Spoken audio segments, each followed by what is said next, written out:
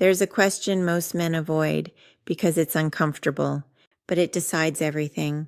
When you leave, do you stay in her mind, or do you disappear like everyone else? Because here's the truth. Most men disappear. They're polite. They're interesting. They try. They text at the right time, plan decent dates, say the right things. And a week later, she's not thinking about them anymore. If you asked her why, she wouldn't know what to say. She'd pause and say, "It was nice, but," and then nothing. That but with no explanation, that's where most men lose. Liking music. But then there are men who leave a mark. Men who don't try to impress, yet something about them lingers. After one conversation, something stays. A feeling, a memory, a subtle imprint that doesn't fade. The kind of presence she compares other men to without even realizing it. Those men aren't lucky. They do 3 things differently, and once you see them, you can't unsee them. First, total presence, the rare ability to make someone feel truly seen. Most men are physically there, but mentally, they're somewhere else, sitting across from her, smiling, nodding, but inside their head, a constant loop. What should I say next? Does she like me? Am I doing this right? They're performing the conversation instead of living it. They're in their mind while she's in the moment, and she feels it. She can't explain it, but later she doesn't miss him because he was never fully there to begin with. The man she remembers, when he's with her, he's with her. No distractions, no mental noise, no second guessing. His phone disappears. Time slows down. When she speaks, he listens to understand, not to respond. He hears the words, but also what's underneath them, the pauses, the shifts, the things she almost says, but doesn't. And when he speaks, it lands, not random, not rehearsed, precise, something that touches deeper than expected. And in that moment, she feels something rare, not just noticed, seen. There's a difference. Being looked at is surface. Being seen is depth. It's being understood without needing to explain everything. And that is unforgettable. In a world where everyone is distracted, even mid-conversation, the man who can slow time down becomes magnetic, not because he's trying to be mysterious, but because he's real.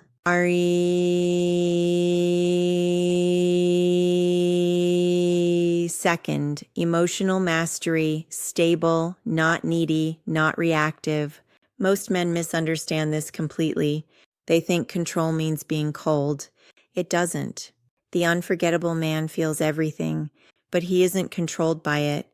There's a difference between feeling and reacting. Watch what happens in real life. She takes longer to reply. The average man spirals. He rereads his message, overthinks every word, sends another message, then another just to check in. And in that moment, he loses, not because she's cruel, but because she sees something clearly. His emotional state depends on her, and that's pressure. You can't lean on someone who needs you to hold them up. The man she remembers, he doesn't chase control. If she pulls back, he continues forward. His life doesn't pause, not as a strategy, as reality. He has direction.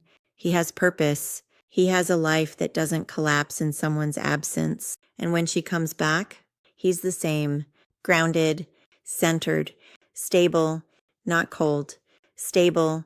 As Epictetus said, it's not what happens to you, but how you interpret it. Most men lose control in the interpretation. This man doesn't. And that calm consistency, it's felt instantly. If you're starting to see where you stand right now, this is exactly why you need to be subscribed to more Love, Lies, and Reality. And because this is where average men wake up and start becoming unforgettable. R-L-E-N-T and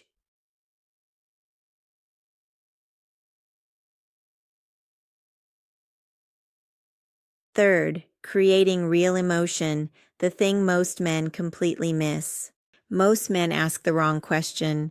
What will she think of me? So everything becomes performance. The stories, the jokes, the outfit, the place, all designed to impress. And that's exactly why it fails, because she won't remember what you said. She won't remember every detail, but she will remember one thing, how she felt. Emotion is what creates memory, not logic, not information, not achievements. The unforgettable man understands this. He doesn't try to impress. He creates moments, small, real, emotionally charged moments, a silence he doesn't rush to fill. Most men fear silence. They talk to escape it. He lets it breathe. And in that silence, something shifts. She relaxes. She drops the performance. She feels a look that lasts just a second longer. Not intense, not forced. Real, a sentence said at the exact right moment, not rehearsed, felt, a detail he remembers that she mentioned casually, not "you're beautiful." That's generic, something specific, something only he noticed, and that communicates one powerful message. I see you. Now compare this. One man talks about his achievements, his life, his success, impressive. The other, he creates moments, slows time, feels real, connects. At the end of the night, the first man is impressive. The second man is unforgettable.